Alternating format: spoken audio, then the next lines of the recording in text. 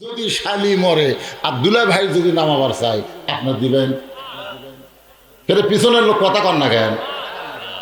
দুলা ভাই যদি বলে আমার আদরের শালি, আর আদরের শালি মরে গেছে, আমি লাশটা ধরে একটু নামাবার চাই, সমস্ত লোক এক বাক্যে বলবো হারাম, শালির লাশ স্পর্শ করা হারাম। দুলা ভাই সাইডে যায় মুচকে মুচকে হাসতেছে। একজন ওরা হাসিস কেন? বলে হাসার কারণ হলে শালি যখন জেতা হয়েছিল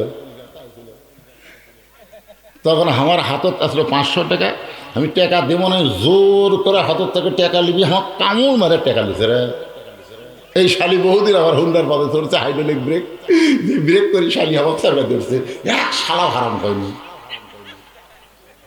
বাঁচা থাকতে শালি আমার মোটর সাইকেলে চললো, আমার হাতত থেকে টাকা কামড় দিয়ে কেড়া নিল, আমার শ্বশুর পর্যন্ত দেখছে, তাও হারাম করেনি। আর এখন মরে গেছে আর স্পর্শ করায় হারাম। বাংলাদেশে হারাম কখন হয়? সাইড থেকে একজন বলতেছে মরলে হয়, মরলে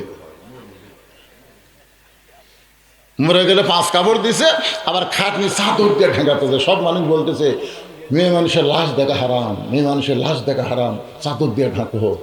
আপনারা বলেন তো, লাশ দেখা যদি হারাম হয়, জেতা দেখা কি?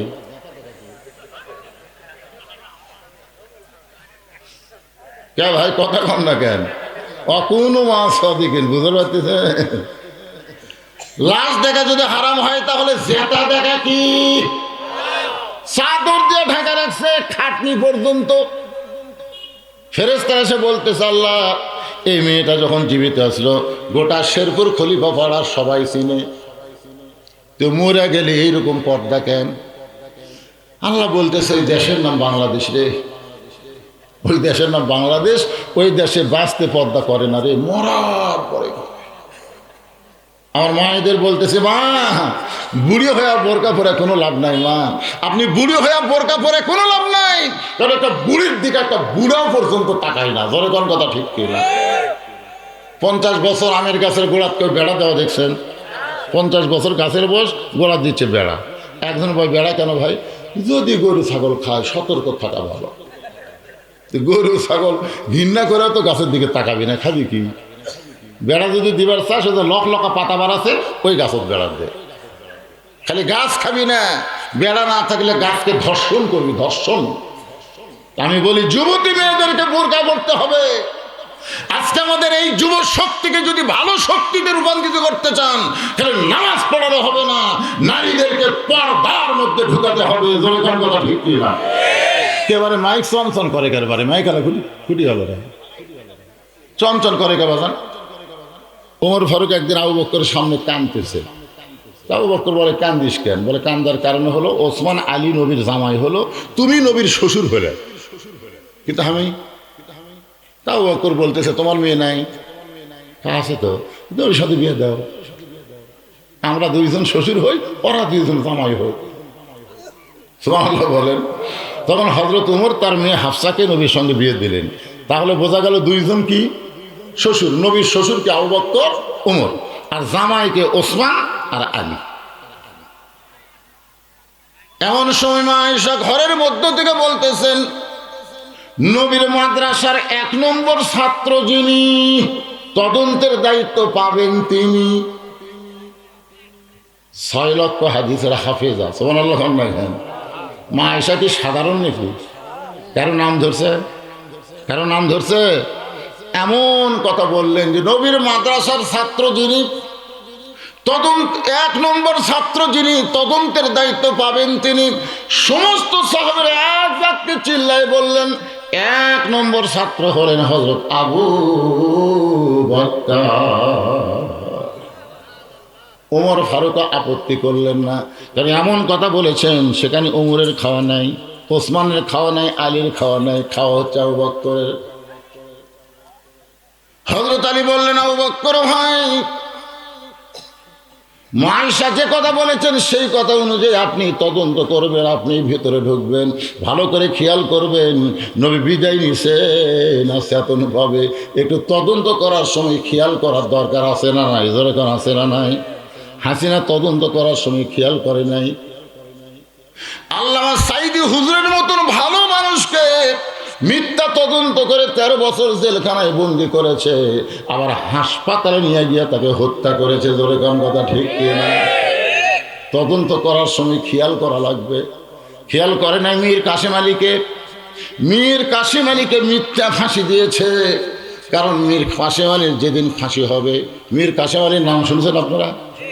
যেদিন ফাঁসি হবে সেই দিন উকিল এসে বলতেছে, স্যার আজকে রাত 12টায় আপনার ফাঁসি হবে। তো রাত 12টায় ফাঁসি হবে, এখন কয়টা বাজে? বলে এখন রাত 9:30। বলতেছে এখনো তো অনেক সময় আছে রে, রাত 12টায় ফাঁসি হবে, কেবল রাত 9:30, এখনো 2.5 ঘন্টা টাইম আছে ভাই। তাহলে এক কাম করো উকিল সাহেব, আমি 2 ঘন্টা ঘুমাই। উকিল কয় পাগলা নাকি রে, 2.5 ঘন্টা পর ফাঁসি হবি, এবার 2 ঘন্টা ঘুম পড়বে। উকিল মনে করতে ফাঁসির কথা মনে করে পাগলা হয়ে গেছে। উকিল যখন ঘর থেকে বার হয়ে যায়, 2 ঘন্টা পরে উকিল এসে দেখে মীর কাসেম আলী নাক ডাইকা ঘুম পাড়তেছে। ঘড়ির দিকে তাকে দেখে 8 ঘন্টা পর ফাঁসি হবি, আর সেই মানুষ ঘুম পাড়তেছে, পাওতে এরকম লড়া দিছে। চেতন ভাই বলতেছে, ভাই রাত 12টা বাজছে নাকি? বলছে না স্যার, এখন 8 ঘন্টা আছে। মাশাআল্লাহ, এখন 8 ঘন্টা। ওযু করে 2 রাকাত নামাজ পড়ে, পবিত্র কোরআনের 2টা সূরা তেলাওয়াত করে, 3টা পাঞ্জাবি তার ছিল জেলখানার ভিতরে, যেটা সবচাইতে ভালো, সেইটা গায়ে দিয়ে আতর সুরমা লাগায় বলতে, ভাইজান চলো যাই। উকিল কান্দের বলে, আপনি কি জানেন না আপনার ফাঁসি হবে? আপনি যেভাবে হাসতেছেন মনে হয় আপনি বিবাহ করার জন্য যাচ্ছেন, আপনি কি জানেন আপনার ফাঁসি হবে? মীর কাসেম আলী মুসকি মুসকি হাসে আর বলে, ঘুমের মধ্যে দেখলাম আল্লাহ আমার জন্য 8টা জান্নাতের দরজা খুলে রেখেছে। ওয়ালা তাকুলু লিমান ইউকতালু ফি সাবিলিল্লাহি আমওয়াতুন বাল আহইয়াউ ওয়ালাকিন লা তাশউরুন। আল্লাহ রাস্তায় যাদেরকে হত্যা করা হয়, আল্লাহ রাস্তায় যাদেরকে ফাঁসি দেওয়া হয়, তাদেরকে তোমরা মৃত্যু বলো না, আমি আল্লাহ বলতেছি তারা অমর। আপনার বলেন তো, আবু সাইদ নাম শুনছেন? রংপুরে আবু সাইদ, ওই কি মরিছে? আমার এক চাচাতো ভাইয়ের ছেলে হয়েছে অনেকদিন পর। আমার কই, ভাইজান আপনি হুজুর মানুষ, একটা ভালো নাম রাখেন তো। আমি কইলাম এই মুহূর্তে ভালো নাম হলো আবু সাইদ। আমার ভাই সেই খুশি, আমাকে 500 টাকা দিয়ে বলতেছে, আমার আবু সাইদের কথা মনেই নেই, বেটার নাম তো আবু সাইদ। এখন আমাদের গ্রামত আবু সাইদের বাপ, আবু সাইদের মা, আর কুস্ক আবু সাইদ, কোলের মধ্যে বাবু তো বাবু করতেছে। মরছে আবু সাইদ, মরছে না, আর একটা আছে। আমার এক খালা তো বোনের মেয়ে হয়েছে। খালা আমার মোবাইল করে বললো, বাবা তুমি আলেম মানুষ, একটা ভালো নাম বলো তো, তোমার বোনের মেয়ে হয়েছে, একটা ভালো নাম বলো। খালা এই মুহূর্তে একটা ভালো নাম হলো হাসিনা। সেই বসে হাসিনা। খালা 30 সেকেন্ড খালি মোবাইল ধরে আছে, কথা পায় না, গো গো গো করতেছে। আমি বললাম, কে খালা পছন্দ? এই তুই আলেম না পালেম রে, তোরে আমি কইলাম একটা ভালো নাম কর, আপনি খুনি হাসিনার নাম করি। তখন তো বুঝলাম আবু সাইদ মরে নাই, হাসিনাই পচে গেছে। ধরে কথা ঠিক কিনা? কোনো আশা দেখি কার সাথে হবে, হাসিনা না আবু সাইদ? মীর কাসেম আলীর সঙ্গে হবেন, একটু মনোযোগ দিয়ে শুনবেন। আইয়ুহাল্লাযীনা আমানুত্তাকুল্লাহা ওয়া কুনু মা'আস সাদিকিন। আল্লাহু আকবার। হযরত আবু বকর মা আয়েশার ঘরের দরজায় গিয়ে সালাম দিলেন, আসসালামু আলাইকা ইয়া রাসূলুল্লাহ, আসসালামু আলাইকা ইয়া হাবিবাল্লাহ, আসসালামু আলাইকা ইয়া নবী আল্লাহ। ওমর ফারুক বলতেছে, আলী ভাই আবু বকর রাদিয়াল্লাহু যেভাবে সালাম দিল, এটা তো বিদায় লওয়ার সালাম লয়। আপনারা খেয়াল করছেন আসসালামু আলাইকা ইয়া রাসূলুল্লাহ, আপনারা কিভাবে সালাম দেন? আপনার যদি কেউ আমাকে বলেন হুজুর হুজুর আসসালামু আলাইকুম, সালাম হবে না, আগে হুজুর কয়ে পরে সালাম দিতেন। আপনি যদি বলে চেয়ারম্যান সাহেব আসসালামু আলাইকুম, সালাম হবে না, কারণ আগে চেয়ারম্যান কয়ে তারপরে সালাম দিতেন। আপনি যদি বলেন ইয়া নবী সালাম আলাইকা, তাহলে সালাম হবে না, কারণ আগে ইয়া নবী কয়ে পরে সালাম দিতেন। রাসূল বলেছেন আসসালামু ক্বাবলাল কালাম, আগে সালাম তারপরে কালাম। তো এখন আপনারা কোনটার মধ্যে থাকবেন? ইয়া নবী সালাম আলাইকা, আগে ইয়া নবী করলে সালাম বাতিল, আগে কি বলা লাগবে? আসসালামু আলাইকা ইয়া নবী, আসসালামু আলাইকা ইয়া রাসূলুল্লাহ, আসসালামু আলাইকা ইয়া হাবিবাল্লাহ। যারা হজ করেছেন এখানে, যারা হাজি আছেন, আপনি হজ করেননি বাবা, আপনি কিভাবে সালাম দিতেন? এইভাবে আয়োজন করছেন নাকি? এই হাজি নাই, আপনার নিচে হাজি নাই। আবার অনেকে যাবি আর কি হুজুরা ফেতনা লাগাতে গেল, ইয়া নবীর দলেরা কবি হুজুর ফেতনা লাগাতে গেল। আমি ফেতনা লাগাইনি, হাদিস কইছি আসসালামু ক্বাবলাল কালাম, কোনো কথাবার্তা বলার আগেই দেওয়া লাগবে কি? হযরত আবু বকর সালাম দিলেন আসসালামু আলাইকা ইয়া রাসূলুল্লাহ, আসসালামু আলাইকা ইয়া হাবিবাল্লাহ, আসসালামু আলাইকা ইয়া নবী আল্লাহ। সঙ্গে সঙ্গে মা আয়েশা দরজা খুলছে। যেই মাত্র দরজা খুলেছে হযরত আবু বকর ঘরের মধ্যে ঢুকছেন, ঢোকা মাত্র ওই মা আয়েশা দরজা বন্ধ করে দিয়া বাবার হাত খস করে ধরছে। মা আয়েশা দরজা বন্ধ করে দেয়, বাবার হাত ধরছে, ধরে বলতেছে বাবা আপনি তদন্ত করবেন। বলে তুই না আমার নাম করলি, তুই কইলি নবীর মাদ্রাসার 1 নম্বর ছাত্র যিনি, তদন্তের দায়িত্ব পাবেন তিনি, তো সেই হিসাবে তো আমি ঢুকলাম। আয়েশা বললেন বাবা নবী তদন্তের আগে আমার 3টা প্রশ্নের উত্তর দেওয়া লাগবে। 1 নম্বর প্রশ্ন হলো আপনি কি আল্লাহর কোরআনকে দাফন করতে পারবেন? আপনি সত্যি করে বলেন তো বাবা, আপনি কি আল্লাহর কোরআনকে দাফন করতে পারবেন? আবু বকর আয়েশা কোরআন কোনোদিন দাফন করা যাবে না। আয়েশা বললেন বাবা আপনি বাহিরের মানুষ, আপনি ভিতরের খবর জানেন না। আমি 6 বছর বয়সে নবীর সঙ্গে আমার বিয়ে হয়েছে, 9 বছর আমি নবীর ঘরে আইছি, আজকে 18 বছর আমার বয়স চলতেছে। এই 9 বছরে নবীর সঙ্গে থাইকা আমি যতটুকু দেখেছি আল্লাহর কোরআন যেমন আল্লাহর নবীও হলো তেমন। কোরআনকে যদি দাফন করা না যায় বাবা, তাহলে নবীকেও দাফন করা যাবে না। ও বাবা আমার 2 নম্বর প্রশ্ন হলো আপনি 6 বছর বয়সে আমাকে কার সঙ্গে বিয়ে দিয়েছেন? মানুষের সঙ্গে বিয়ে দিয়েছেন না নবীর সঙ্গে বিয়ে দিয়েছেন? আমার 3 নম্বর প্রশ্ন হলো বাবা আমার জন্য আপনি বিয়ে দিয়েছেন না আপনার জন্য আমাকে বিয়ে দিয়েছেন? এই 3টা প্রশ্নের উত্তর দিবেন, তারপরে নবী তদন্ত করতে যাবেন। আপনারা কি প্রশ্ন 3টা বুঝেছেন? বুঝছেন? বোঝেননি? 1 নম্বর প্রশ্ন হলো আপনি কি আল্লাহর কোরআনকে দাফন করতে পারবেন? 2 নম্বর প্রশ্ন হলো আমাকে বিয়ে দিয়েছেন কার সাথে? নবীর সাথে না মানুষের সাথে? 3 নম্বর প্রশ্ন হলো আমাকে বিয়ে দিয়েছেন আমার জন্যই না আপনার জন্যে? আবু বকর বলে আয়েশা হাজার হাজার মানুষ বাহিরে দাঁড়িয়ে আছে, হাজার হাজার সাহাবী বাহিরে দাঁড়িয়ে আছে, তুমি আমাকে ঘরের মধ্যে তদন্তের জন্য বলেছো, আমি নবীকে তদন্ত করতে চাই। এই বলে আবু বকর রাদিয়াল্লাহু যখন নবীর দিকে পা বাড়ায় এমন সময় একটা জান্নাতের কান্না শুনতে পাই। আবু বকর আয়েশা ঘরের কোনো অন্ধকার দেখা যায়, ওই অন্ধকারের মধ্যে এমন করে কে কাঁদতেছে, এই কান্না মনে হয় দুনিয়ার কান্না নয়, এই কান্না মনে হয় আল্লাহর জান্নাত কাঁদতেছে। আয়েশা বলে বাবা ওই ঘরের কোনায় আল্লাহর নবীর পাশে বসে যিনি কাঁদতেছেন তিনি হলেন নবীর মা, তিনি হলেন নবীর মা। আবু বকর বলে আয়েশা তুমি কি পাগলি হয়ে গেছো? নবীর মা 6 বছর বয়সে দুনিয়া থেকে বিদায় নিল, তাহলে নবীর মা কেমনে কাঁদতেছে? আয়েশা বলতেছে বাবা দুনিয়ার সবাই জানে নবীর মেয়ে ফাতেমা, কিন্তু আল্লাহর নবী আমাকে বলেছে ফাতেমা হইল আমার মা।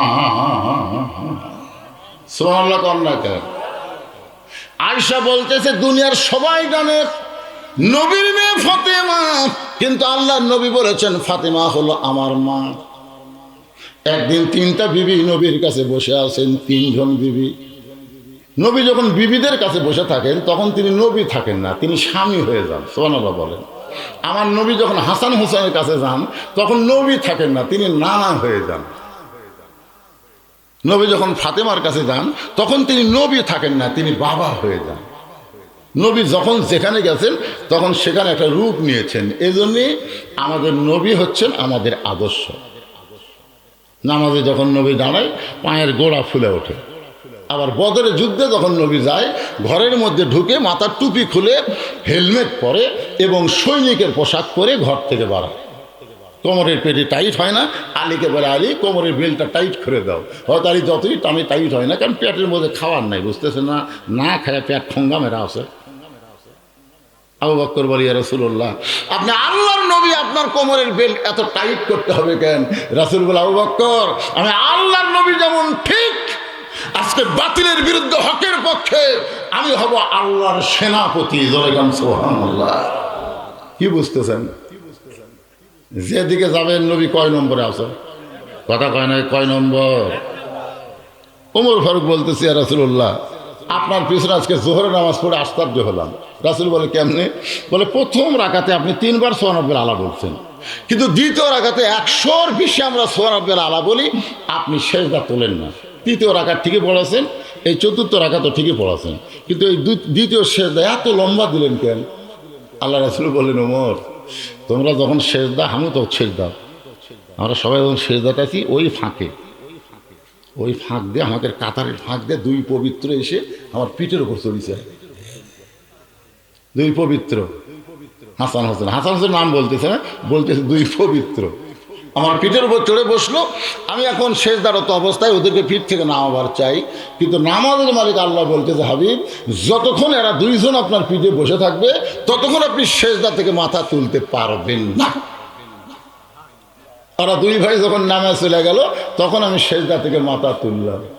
ওমর ফারুক দৌড়ে গিয়ে নবীকে বুকের মধ্যে নিয়ে বলে, আপনি শুধু নবী না, আপনি হলেন পৃথিবীর শ্রেষ্ঠ নানা। সুবহানাল্লাহ কন্যা কেন? এই জন্য আল্লাহ বলেছেন, লাকাদ কানা লাকুম ফি রাসূলিল্লাহি উসওয়াতুন হাসানাহ। সফলতা যদি অর্জন করতে চাও তাহলে দুনিয়ার সমস্ত পাংশে নেতা বাদ দিয়ে একমাত্র মোহাম্মদ রাসূলকে তোমাদের আদর্শের নেতা হিসেবে মেনে নাও। এই মুহূর্তে একটা স্লোগান দেওয়া লাগবে, আমার নেতা তোমার নেতা। আচ্ছা, এত ওয়াজ শোনার পরেও এই বিশ্ব নেতা মোস্তফা বলতে আপনাকে কার কার আপত্তি আছে? তো তাহলে এই ম্যান ম্যানে স্লোগান দিলেন কেন? এ তো ম্যামর মার্কা স্লোগান হলো, গলা খাকারে দেন। আমার নেতা তোমার নেতা, বিশ্ব নবীর চরিত্র, লিল্লাহে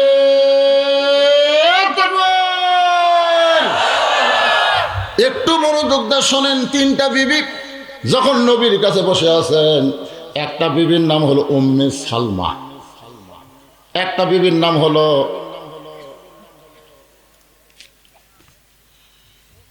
আচ্ছা ঠিক আছে দিব, একটা বিবির নাম হলো উম্মাহাতুল মুমিনিন আয়েশা, আর একটা হলো উম্মাহাতুল মুমিনিন সাউদা। কয়টা? তিনটা বিবি নিয়ে নবী বসে আছেন। বিবিরা গল্প করতেছে, নবীও গল্প করতেছে, মনেই হচ্ছে না যে নবী। এক বিবি মাথার চুল টানতেছে, এক বিবি লোক ফুটে দিচ্ছে, আর এক বিবি সামনে বসে গল্প শুনতেছে।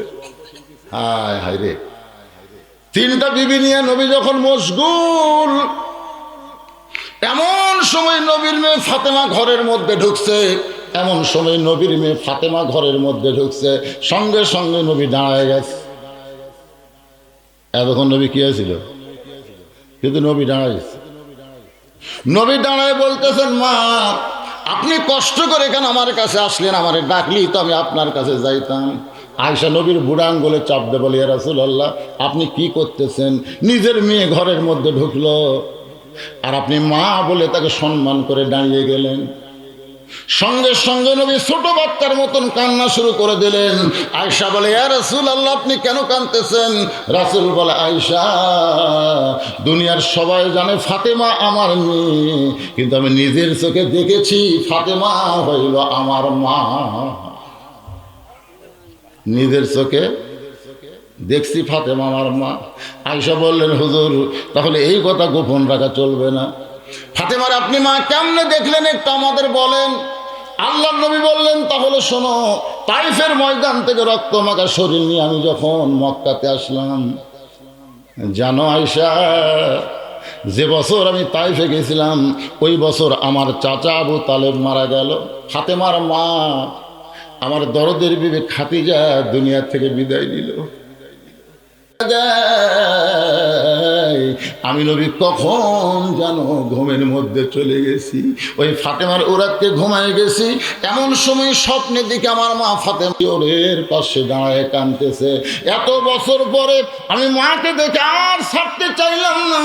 আমি স্বপ্নে মা বলে আমিনার হাতটা যখন ধরলাম, এমন সময় ফাতেমা আমার কপালে চুমা খায়। ফাতেমার চোখের পানি দিয়ে আমি নবীর ঘুমটা ভাঙ্গে যায়। আমি বললাম, ফাতেমা, তুই সবসময় এমন করে কেন কাঁদতিস মা?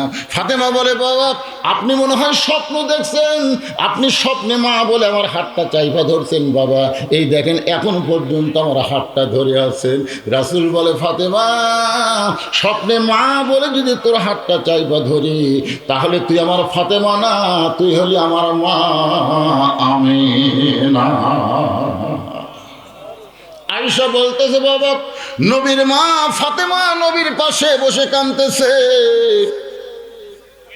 সঙ্গে সঙ্গে আবু বকর বলতেছে, আয়েশা রে, আমি একটু নবীকে তদন্ত করতে চাই, নবী ঘুমের মধ্যে আছে না বিদায় হয়ে গেছে। হাজার হাজার সাহাবী বাহির অপেক্ষা করতেছে। সঙ্গে সঙ্গে আয়েশা বললেন, মা ফাতেমা, তুমি একটু অন্দর মহলে যাও। সুবহানাল্লাহ। কোন আবু বকর হলেন 1 নম্বর জান্নাতি। এমন একটা জান্নাতি মানুষ ঘরের মধ্যে ঢুকছে, আর আয়েশা বলতেছে, মা তুমি একটু অন্দর মহলে যাও। তাহলে কি বোঝা গেল? যে অবস্থায় থাকেন না কেন, পর্দাকে গুরুত্ব দেওয়া লাগবে। কি গুরুত্ব দেওয়া লাগবে? কথা কয় না। আবু বকর রাদিয়াল্লাহু কয় নম্বর জান্নাতি? কথা কয়, কয় নম্বর জান্নাতি? 1 নম্বর জান্নাতি। হিসাব দিয়ে দেখলে মা ফাতেমার কে হয়? আরে বাপের শ্বশুর তাহলে নানা হয়, নানা হয়। তারপরেও আয়েশা বলতেছে, মা তুমি একটু অন্দর মহলে যাও।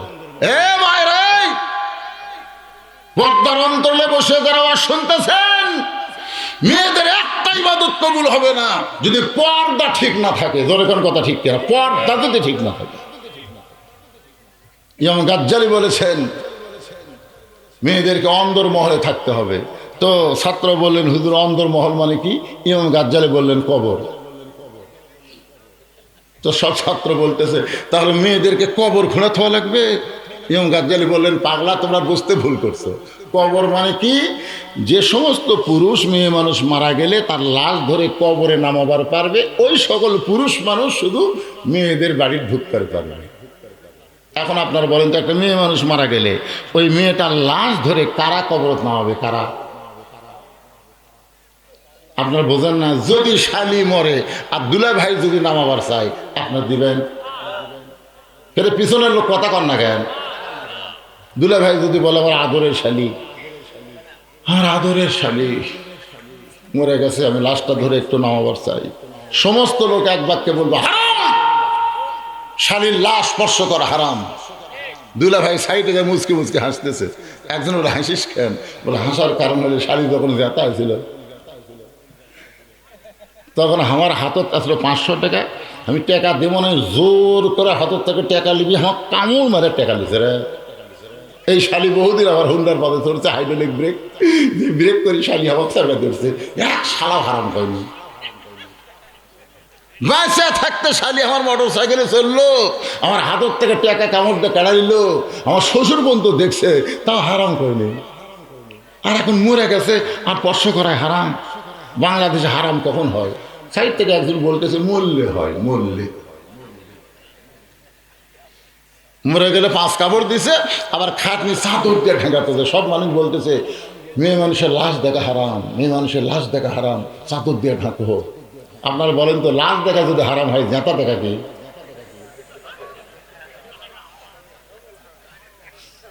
কে ভাই কথা কন না কেন? কোনো মাছ দিকেন বুঝতে পারতেছে? লাশ দেখা যদি হারাম হয়, তাহলে জেতা দেখা কি? চাদর দিয়ে ঢাকা রাখছে খাটনি পর্যন্ত। ফেরেশতারা এসে বলতেছে, আল্লাহ, এই মেয়েটা যখন জীবিত আসলো গোটা শেরপুর খলিফা পাড়ার সবাই চিনে, তো মরে গেলে এইরকম পর্দা কেন? আল্লাহ বলতেছে, ওই দেশের নাম বাংলাদেশ রে, ওই দেশের নাম বাংলাদেশ, ওই দেশে বাঁচতে পর্দা করে না রে, মরার পরে। আমার মায়েদের বলতেছে, মা, বুড়ি হয়ে বোরকা পরে কোনো লাভ নাই। মা, আপনি বুড়ি হয়ে বোরকা পরে কোনো লাভ নাই, কারণ একটা বুড়ির দিকে একটা বুড়াও পর্যন্ত তাকাই না। জোরে কোন কথা ঠিক কিনা? 50 বছর আমের গাছের গোড়াত কেউ বেড়া দেওয়া দেখছেন? 50 বছর গাছের বয়স, গোড়া দিচ্ছে বেড়া। একজন ভাই, বেড়া কেন ভাই? যদি গরু ছাগল খায় সতর্ক থাকা ভালো। গরু ছাগল ঘৃণা করে তো গাছের দিকে তাকাবি না, খাবি কি? বেড়া যদি দিবার চাষ, লক লকা পাতা বাড়াছে, ওই গাছত বেড়া দে। খালি গাছ খাবি না, বেড়া না থাকলে গাছকে ধর্ষণ করবি, ধর্ষণ। আমি বলি, যুবতী মেয়েদেরকে বোরকা করতে হবে। আজকে আমাদের এই যুব শক্তিকে যদি ভালো শক্তিতে রূপান্তরিত করতে চান, তাহলে নামাজ পড়ানো হবে না, নারীদেরকে পর্দার মধ্যে ঢুকাতে হবে। জনগণ কথা ঠিক না? একেবারে মাইক চঞ্চল করে, একেবারে মাইক আলা খুঁটি হলো রে, চঞ্চল করে কে বাজান?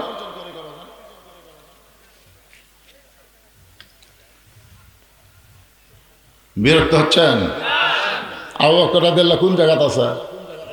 হ্যাঁ, মা ফাতেমাকে আয়েশা বললেন, মা অন্দর মহলে যাও। মা ফাতেমা যখন অন্দর মহলে গেছে, এমন সময় আবু বকর রাদিয়াল্লাহু নবীর কাছে গিয়ে দেখে, নবীর মাথার কাছে হাসান আর পায়ের কাছে হোসাইন দাঁড়ায় আছে।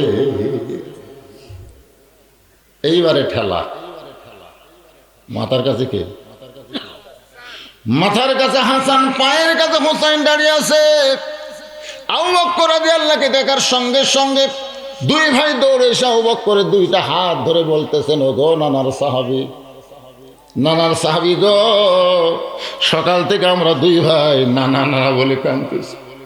নানা একটা বারও রাগ করেছে, কথা কয় না। আমাদের নানাকে আমরা জীবনে বহু কষ্ট দিয়েছি। ও মুরব্বী, এত টাকা ডাকলাম, কিন্তু নানা কথা কয় না। আপনি একটু বলেন, কারণ নানার মুখে আপনার অনেক কথা আমরা শুনেছি। যখন আমরা বেশি দুষ্টামি করতাম, আমার নানা দুই ভাইকে কোলের মধ্যে নিয়ে বলতো, হাসান হোসাইন রে, আমি একটা মহামানবের কথা তোদেরকে শোনাতে চাই, তোরা কি শুনবি?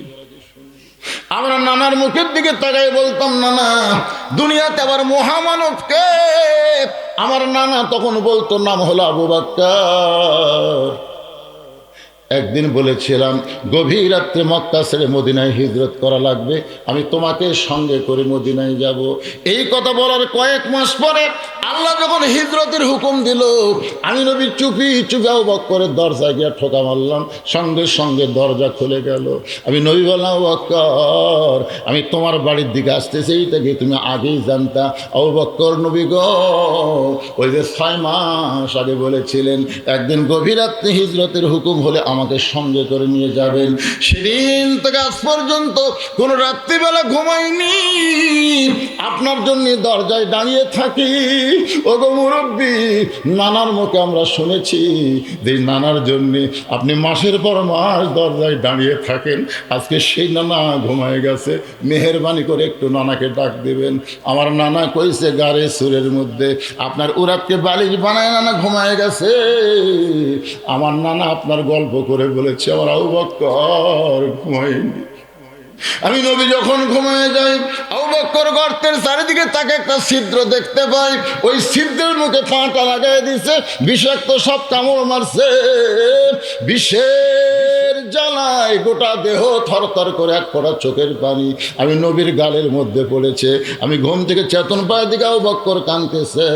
আবু বকর কি হইল, কান্দো কেন? বাড়ির কথা মনে করে কাঁদতেছ, বিয়ে বাচ্চার কথা মনে করে কাঁদতেছ।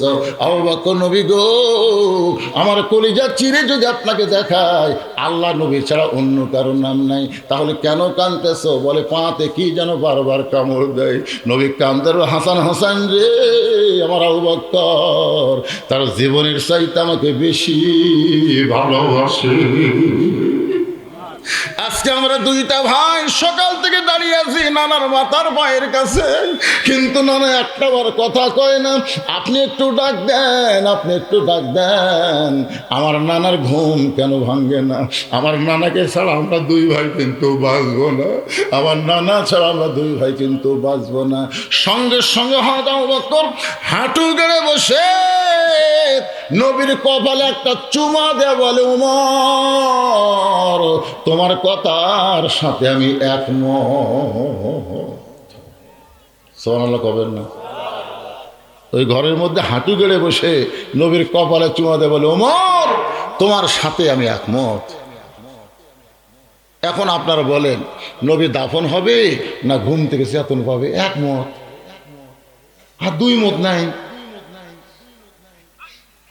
হাসান হোসেনের হাতটা ধরে হযরত আবু বকর ঘরের ভিতর থেকে বের হচ্ছেন, কারণ হাসান হোসেন যেইভাবে হাত ধরেছে এখন কি করবে, ওদেরকে তো ঝাংটা দিবার পারে না।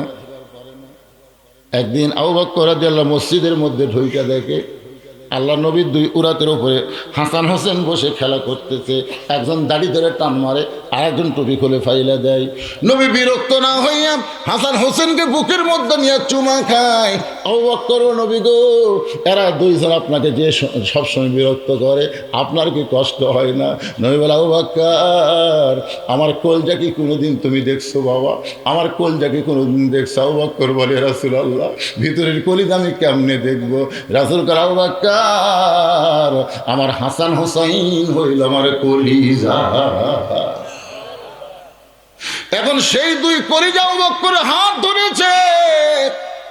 ঘরের ভিতর থেকে যেই মাত্র বার হয়েছে সমস্ত সাহাবেরা বলতেছে, আবু বকর ভাই, তদন্তের খবর কি? নবী দাফন হবে না ঘুম থেকে চেতন পাবে?